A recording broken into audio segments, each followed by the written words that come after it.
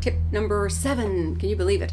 More than halfway through on the 10 tip series of my YouTube series. This one is on having the best year ever and how to have the best year ever. And these tips are kind of more like exercises. I've been giving you little exercises to do every time.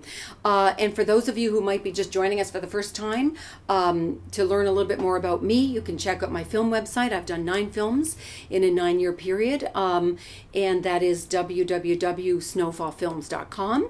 And then a little bit more about me personally, SuzanneLyons.net. And I do a whole series of things. I do these YouTube series. I'm on Facebook called The Outrageous Strategies. I've got my little booklets that I do, a whole series of 10 tip series that I've done in booklets now. I've got, let's see what else. Good grief. Anyways, I keep busy, in other words. I just have, and the newsletter, of course. I used to do a monthly newsletter, and now it's kind of bi-monthly because I'm getting very, very, very busy back into my films again. I finished a book last year that's going to be coming out actually in February, which I'm very excited about, and so it's kept me very busy. So now I'm kind of getting a lot more involved back in Snowfall Films again and having some great fun with that. Another thing that I do that I'm very proud of, and there's another newsletter that I'm involved in, which is called themastertalentteachers.com. And that newsletter does come out every month. And mastertalentteachers.com, I do videos on, well, we all do. There's 10 of us that are wonderful, wonderful people involved, and there's videos every 3 days, a new video every 3 days, if you can imagine. It's incredible for all performers, you know, comedians and actors and dancers, and I mean just tons, voiceover artists, everything. Go and check it out. It's incredible. mastertalentteachers.com. Very, very proud to be a partner with that organization. Anyways, so what today is about is, tip number 7 is timelines. And I know for some of you who have been with me for a while, I've been doing this for almost a year now, we've talked about timelines before when we were talking about goal setting, and oh gosh, just about probably a half a dozen of the ones that we've done over the past year have involved timelines. I'm a very, very, very big fan of doing your timeline. So because what we did over the past couple of weeks, we've set the goal. You remember we looked at the bigger picture, then the 5-year vision, and we even did the 1-year goal, and we talked about possibility and theme and all kinds of great things. But here's the thing. What happens with a 1-year goal is it kind of goes out the window, a bit like a New Year's resolution, unless we set it up in a timeline. So one of the things I highly recommend is that you get a poster board at Staples or Office Depot or wherever you go, whatever supply store you use. Pick it up, get some markers, and start to break down the year so that, you know, it's broken down into milestones inside that timeline. And then once that's done, it's just a lot less daunting.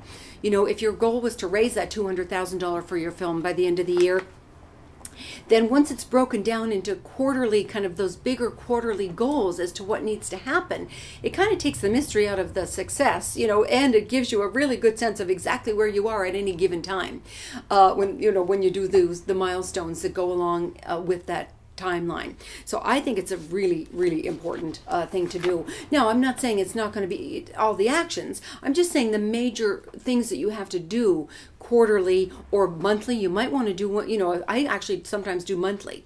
If what my goal is to, you know, be on location on a film, then in my case, maybe I'll do quarterly, maybe I'll do monthly, of where I need to be at the beginning of every one of those months as we go along through that year. And then that gives me a really good indication then of what actions I need to take on a weekly and then daily basis, based on whatever those big goals are for the month or the quarter. However you want to set it up for you, fine with me. Okay, so just to give you an example of, remember we talked before about the person who was going to be doing their book, and having that was going to be one of the goals. For example, in the case of the writer, remember with his first book, the milestones could be in his timeline. If he was doing the quarterly milestones, for example, it could be by April 1st, have the first draft of the book complete. By July 1st, have submitted it to agents. By October 1st, the book sells, and by December, he has an advance on the second book. Remember, I referred to that in one of the earlier tips. that would be his goal, to have finished that book and have the second, and have the advance on the second book. So that could be, if you were to look at it in quarterly goals, in his case, it would be, those could be the items, quarterly. Then he could break them, then from there break them down into monthly, and then the action plans that would need to happen weekly and daily in order to fulfill on those more, monthly or quarterly goals. So hopefully that's clear. Honestly, it will make a huge difference, because otherwise when we take on that 1 year goal, it sometimes it's so daunting that nothing happens. That it's like, whoa, I can't do that. It's just too big. Raise $200,000, have a second advance on my second book when I haven't even finished my first one. What the hell am I thinking? Who do I think I am? Sometimes it's just so big. So this way, when you do a timeline and break it down into milestones, it becomes, doable. Yeah. This is what I need to do by the end of each month or quarterly, and then I break it down from there. Easy peasy. Once anything is broken down into tiny pieces, so much easier. So much easier, which is kind of what my book's coming out next month on indie film producing, and that's the attitude that I took when I wrote that book last year too, was to kind of, anything, even if it's making a movie, breaking it down into pieces makes it so much easier and so much more doable. And you get that feeling of accomplishment too as you finish each little piece along the way. It's so cool. So that's it, guys. We have a couple of guests coming on Thursday. I'm very excited for the next tip. Elaine and Mark Zicree, I've known them for, oh my gosh, I'd say about 18 years. We've been friends for a long time. I met them when they did Flash Forward many years ago, the Flash Forward workshop. They're great people. They're writers, producers, directors. They've been very accomplished in the entertainment industry, and they're going to join me on Thursday as we discuss creating the action plan and what's important about creating an action plan. So I'm very excited to have them here with me on Thursday.